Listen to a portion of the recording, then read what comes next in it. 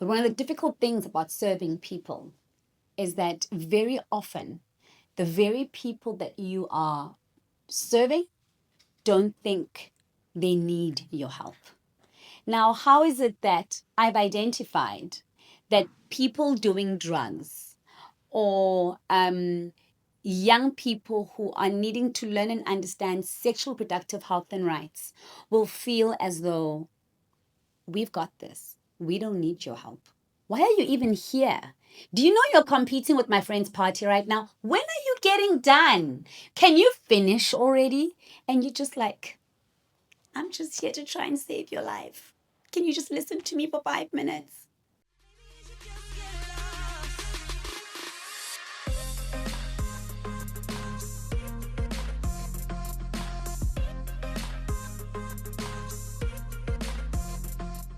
Hello, everybody. Welcome to my channel. My name is Sibulele Sibaca Nongana, your official NGO queen, where we talk all things giving back, change makers, philanthropy, non-governmental organizations, community-based organizations, everything to do with changing society and doing it with our heart.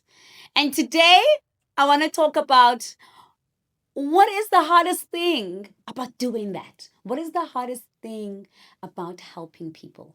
What is the hardest thing about changing people's lives? What is the hardest thing about serving people? Yo, if I could get properly paid for what I do, trust me, this job would be incredible. But no, a beautiful burden, I call it, was laid in my heart many years ago. And I was told that this is it. I felt deep in my heart that this is why I'm here. And from that day on, I committed to serving people.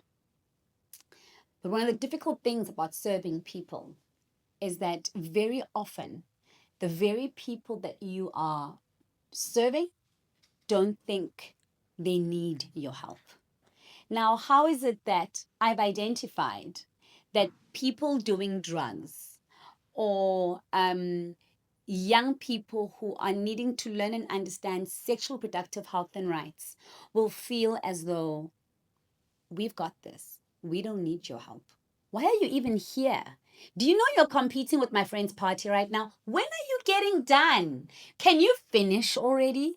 And you're just like, I'm just here to try and save your life. Can you just listen to me for 5 minutes?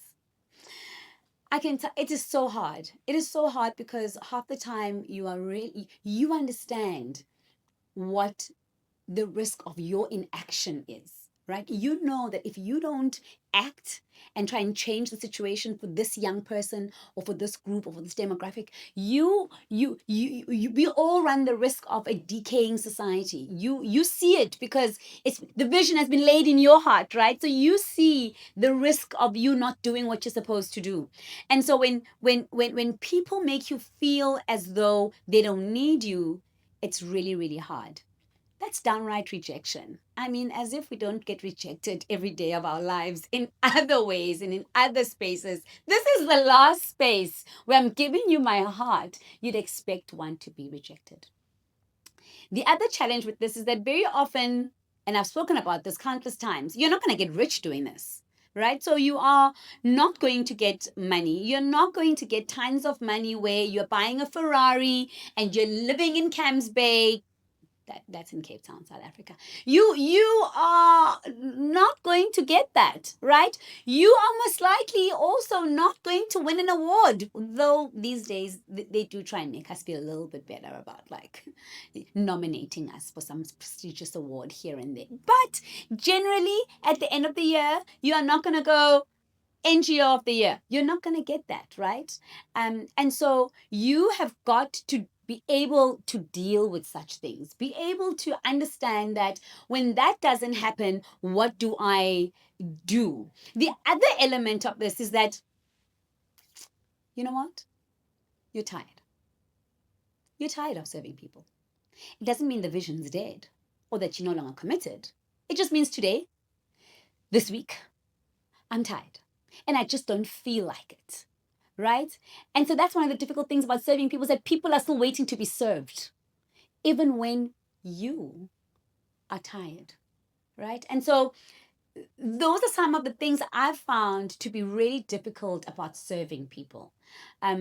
Is that it's either they don't think they need your help, or when they know they need your help, they demand your help, even when you physically, emotionally, psychologically are unable to pull through. So this has happened to me, by the way. The difficulty with serving people has hit me too many times to count. So if you are currently finding yourself in that rut where you're feeling stuck, you are just feeling mentally drained, physically you're unable to move, you're having to run into communities to go find your target beneficiary because they're not showing up for your sessions, and you find them doing exactly what you're trying to rescue them from, and like you're just like, did we not talk about this? Like, were you not listening? Are your ears worked? Like, there are certain things that I do that help me to come back to base. One, take the time out that you need, right? It's so important. Take the time out that you need to regroup, rejuvenate, rewire, and remind yourself why you started. It is so important. Or else, if you keep serving from an empty cup, you are not only doing yourself a disservice, but you're also not giving your beneficiaries or your demographic what they deserve, right? So it's so important for you to re-energize. Secondly, I found that having a support system to lean on in those times is so incredibly important. Um, and this is both professionally and personally. What do I mean? Make sure that your space at home, family, close friends are safe enough for you to talk to. Think about hearing people's challenges and not just hearing them, seeing them on a daily basis. Um, Imagine that what that must do to one, right? You're constantly, if you are in the displaced people space, or like food insecurity, and you see it every day, you know, or poverty, you see it every day, smacks you in the face every day. You need people in your life to kind of download on, right? So, personally, please make sure that you've cultivated and curated a group of people and space that allows you to really, really tell them what you think and how you feel.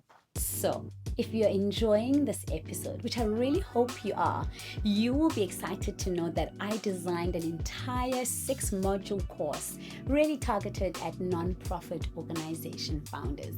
So if you're in the space of giving back, you are a volunteer, you are a philanthropist, you are a CSI manager, a corporate social investment manager, a corporate social responsibility manager, and you absolutely love the space, I know the course is going to be for you.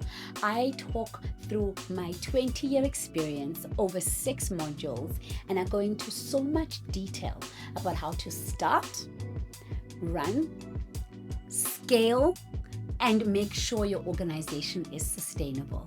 And so it doesn't matter where you are at on the scale of your organization, whether you've just started or you've been running at it for a couple of years now, I give you all of the juice around what you need to make sure you run a successful, sustainable organization. I also give you templates of contracts, of documentation, of proposals, of concept notes that really help you stay ahead in the game. So I really hope that you take the time to click the link below and you go ahead and you register and get yourself the course. Cheers.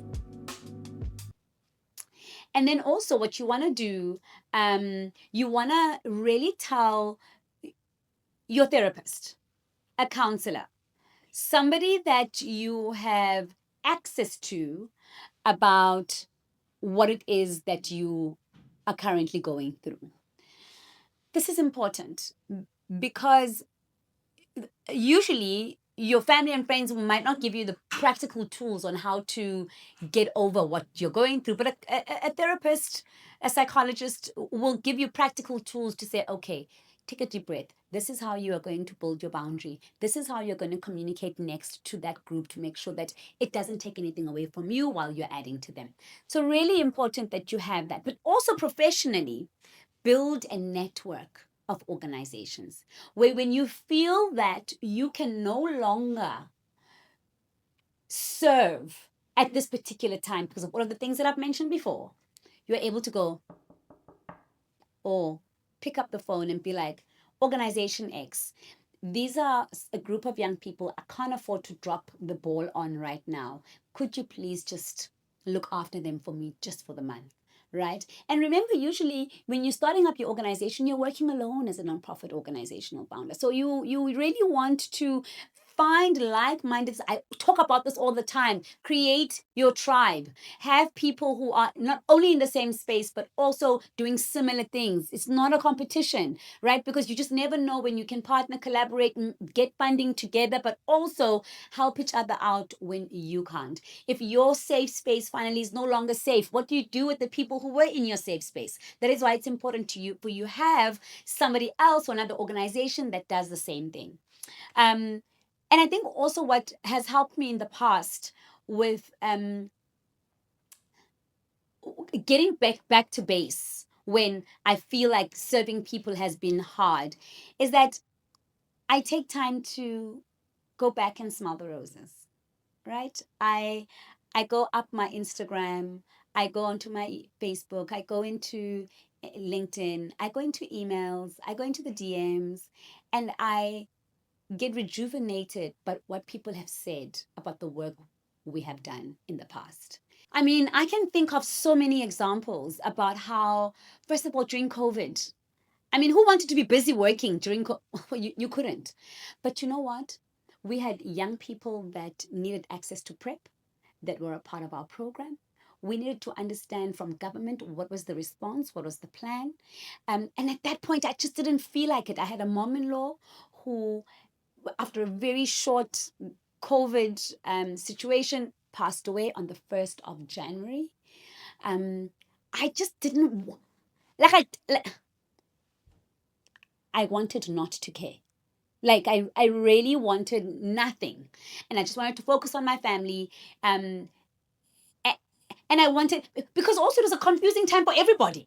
So people are demanding and expecting that I must have the, no, sweetie, we are all going through COVID together at the same time. I didn't get, I wasn't whispered to 6 months before you that this was going to happen. So like people expect so much from you. And I remember that time so clearly. I just didn't, I wanted nothing. I also remember a time when I was pregnant.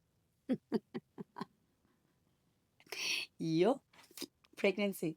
Here I was carrying two people in my very tiny frame, morning sickness on steroids. It was horrible. Then I had like a 6 week stay in hospital during my pregnancy where I was literally sleeping and waking up in the hospital. That's where I belong. That's where I was. Do I need to worry about my health and staying alive with my babies at this point. But I still had an organization to run. It was so difficult. And so all of these examples I'm giving you are all examples around how I know what I'm talking about. I know when it's hard to serve people in a moment where not only do you not feel like it, but your body's just refusing you for you to feel like, even if you felt like it, your body's saying, no, we're not doing that today, right? And so it's so important to follow through with what I'm talking about. Um, especially people, especially people who have started organizations from a personal story point of view. It is so important for you that you make sure before you heal others, you heal first. That you sort out and you do the internal work, because you are going to get tired, because of this work. But you are going to get dangerous if you don't take the time to pause, lift your head, smell the roses of the work you've done. you are going to get dangerous if you don't take time out to do that. And so really, once again, this is me validating you, NPO founder, change maker, volunteer, philanthropist, and you're just like, do these people even want my help? They do. They do. And I think one of the biggest rewards, well, this is a thankless, penniless, everything less job. The one amazing reward that you're going to get is when somebody walks up to you when you least expect it and they say, because of you, my life changed. What more would you ask for? Cheers.